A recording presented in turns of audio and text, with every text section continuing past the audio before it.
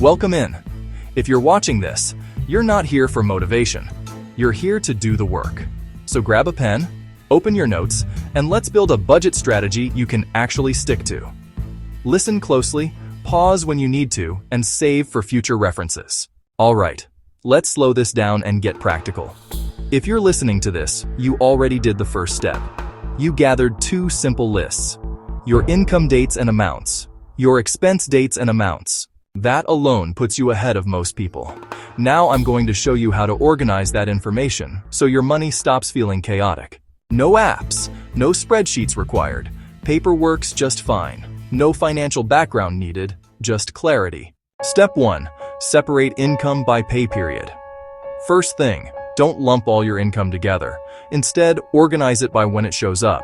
Ask yourself, do I get paid weekly, bi-weekly, twice a month, irregularly? Now write each payday on its own line. Example, John 5, $1,200. John 19, $1,200. Don't average it.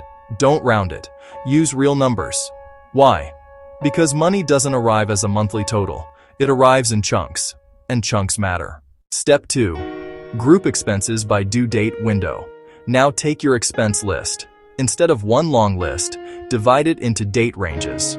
For example, expenses due between the 1st 7th expenses, due between the 8th 14th expenses, due between the 15th 21st expenses, due between the 22nd end of month.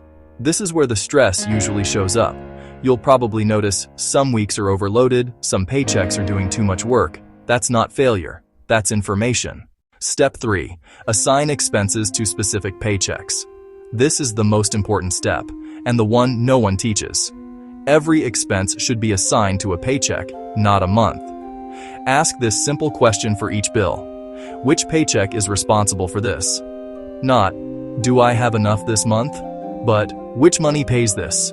Once you do that, something changes.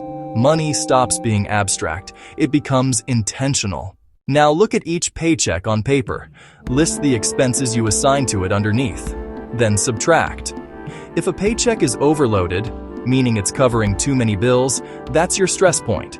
This is where people think they need more income. Most of the time, they don't.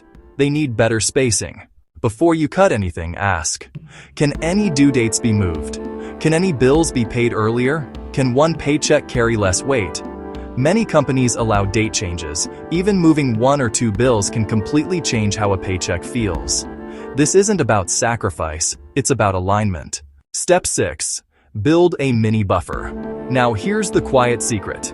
Instead of trying to save thousands, start with one goal. Keep a small amount of money unassigned. This is your buffer. Its job is not to grow. Its job is to protect timing. When something comes early, or slightly higher, you don't panic. That's how people feel calm without earning more. Step 7. Review once a week. This doesn't need daily attention.